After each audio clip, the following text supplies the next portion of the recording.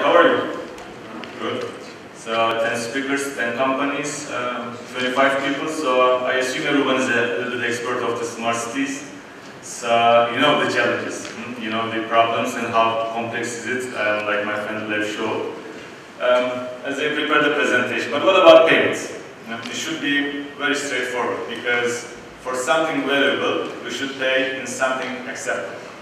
So in the last 50 years, we agreed what this can be. So gold, 7 trillion worth of gold, $7 trillion.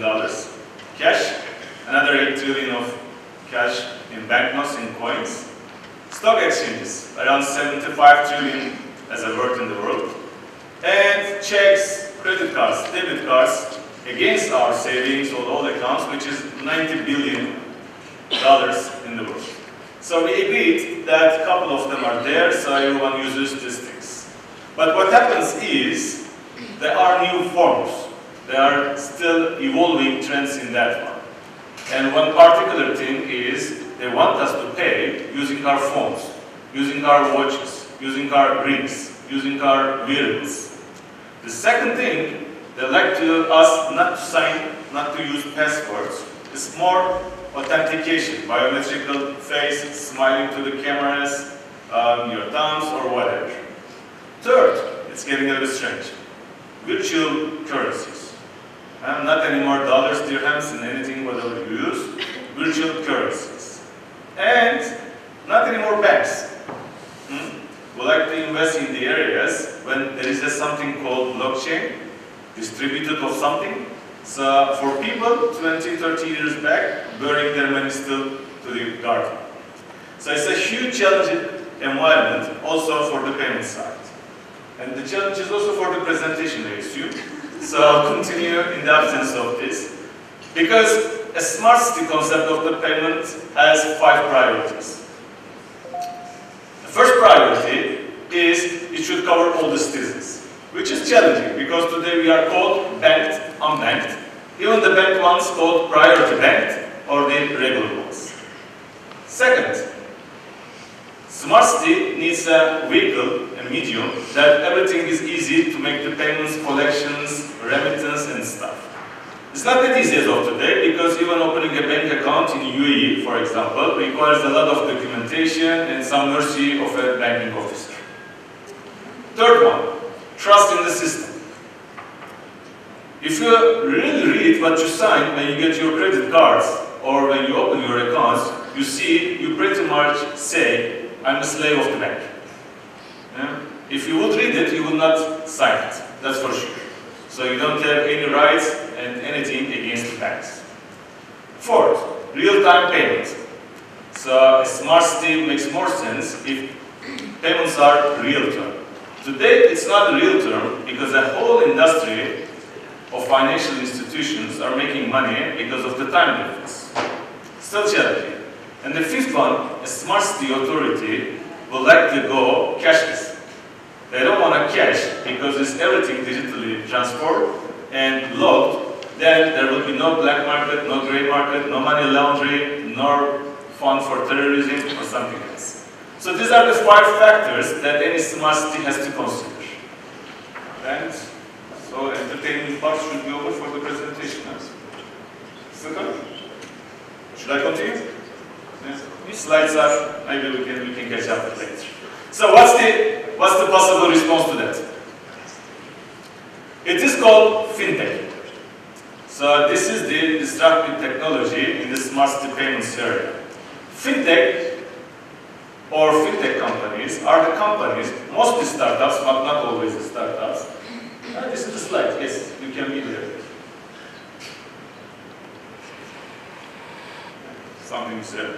So these are the companies that are using technology, all kinds of technology, being the artificial intelligence, Bitcoin, blockchain, biometrical authentication, robotics, machine learning, and a lot of them, to make this type of the problems removed from the day-to-day life. And it is not a, we can go slide by slide, so no problem. So, and this is happening everywhere in the world. So it's not a privilege of a one continent, one company, one country. It is happening in most of the places in the world. And while this is happening, we are in a very privileged area because GCC is attracting a lot of fintech. The next slide, please. So the fintech environment in GCC is particularly driven by UAE. Today, in another hotel in Dubai, there are 12 companies of Dubai Financial Center fintech program that are presenting their solutions to their investors, which are banks, Etisalat, and others, to make it happen. So what's the aim of those fintech companies, or what they are solving? Next slide, please. What they are solving are a lot of problems of today's payment. How do we get loans? How to get funding? How to be remittance happening today? Or how we should do effective asset management or wealth management. So while they are doing this, the next slide, please. They're starting today in a very easy way. They don't really bother the financial institutions. In most of the case, they are partnering with them to give them an extra capability, extra channel, extra app, I would say, so that there is a starting point. But soon, life will be changed. If you have today, or you see the asset management brokerage apps today, they are working much more effective than any financial institution, any broker. They're using very, very intensive algorithms to get real-time data from the world, to give a suggestion that is perfectly fitting your needs. And the third stage will be where they are the primary institution. Today, companies like WeChat or Facebook or Google Pay or anything will be able to disrupt the whole banking industry. So we will be not surprised not to see the banks in the same form in less than maybe 2 decades from now on, as we can do directly from our phones a lot of things with unknown institutions today. So, next slide.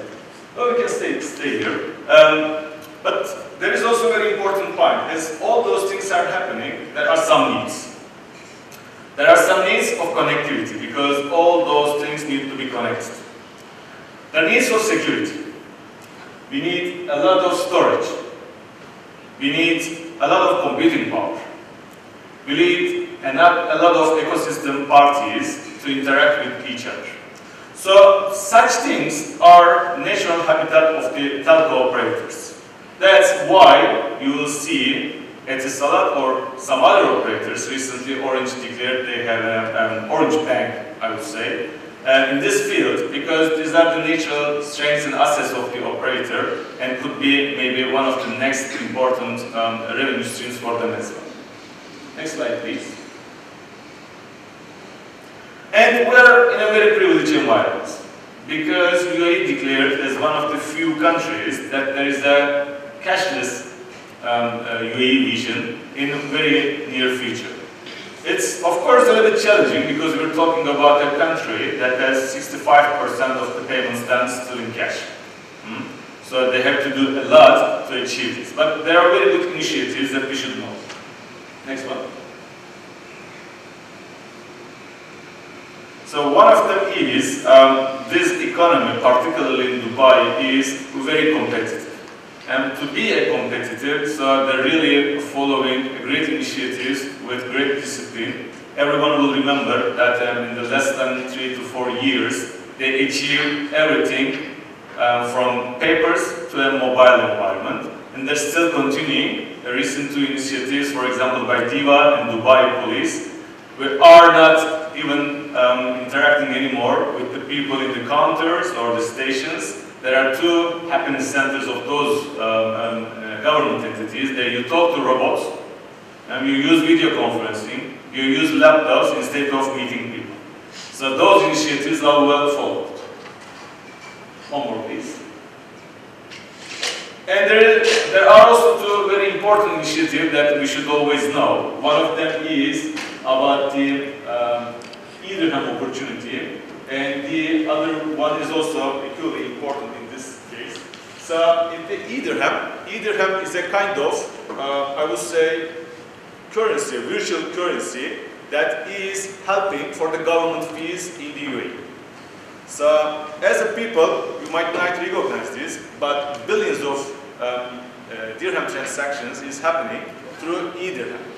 So, and they like to go more to a central switch part of this, so that they keep creating their own, I would say, financial ecosystem, not depending on the other parts. Another one very important is, because I said in the smart cities, an important initiative is that a medium like a phone should be the hub, is the wallet. So there are different wallets. Etisalat will have, some banks will have, but there is also nationwide with 17 banks participation and Emirates wallet coming soon. So that makes all bank and unbanked people at least equal on a mobile phone app. One more please. Dubai is contributing differently to that. At the moment, beyond artificial intelligence, they are also very obsessed with the blockchain. Blockchain is, at the moment, is really hard to follow for many of us. But in the case of the Dubai, we'll see a great action happening, primarily with DIVA and the Dubai Land Department. And then comes the challenges, so that they like to figure out ways which will make things less cost effective and on tip of a mobile phone or laptop before you have to go with any documents to anywhere. So all of them together is not happening in many parts of the world, so we'll see a very privileged environment for sure. One more please. This kind of habitat also enabling an operator like Etisalat to play a very important role. Recently, last year, October, we declared a new initiative within Etisalat that's called Etisalat'sVision. Etisalat'sVision is a self-contained unit that is there for enabling a smarter digital transformation as quicker as possible. Next slide, please. So, if you remember what we need to make a more smarter payments in a smart city context, you remember that we need a lot of different layers. So, almost all of them are within Etisalat. We have around a dozen of data centers. We enabled cloud solution for the general election, cloud solution for Dubai Parks, cloud solution for Expo. We are one of the cybersecurity experts of the country, helping the government to protect themselves against all attacks from all other parts of the world. We initiated a lot of marketing initiatives, smart marketing initiatives, enabling apps, omni-channels. An example is you can today buy a virtual mall at Mall of Emirates metro station and plus for more for your daily needs. We are enabling a lot of remote monitoring, which will soon maybe called payment of the things. Today, around 700,000 of different devices are all monitored from our command centers. And last but not least is the digital payment area. Well, I will talk a little bit more in details. Next one. We have a long history in the payment area. So some of the solutions almost 30, 40 years back. But most of them, as you see, is in the last 2 years where we're talking more about the digital transformation, where we talk more about the Etisalat'sVision. So we started maybe almost 18 years back with the payment processing.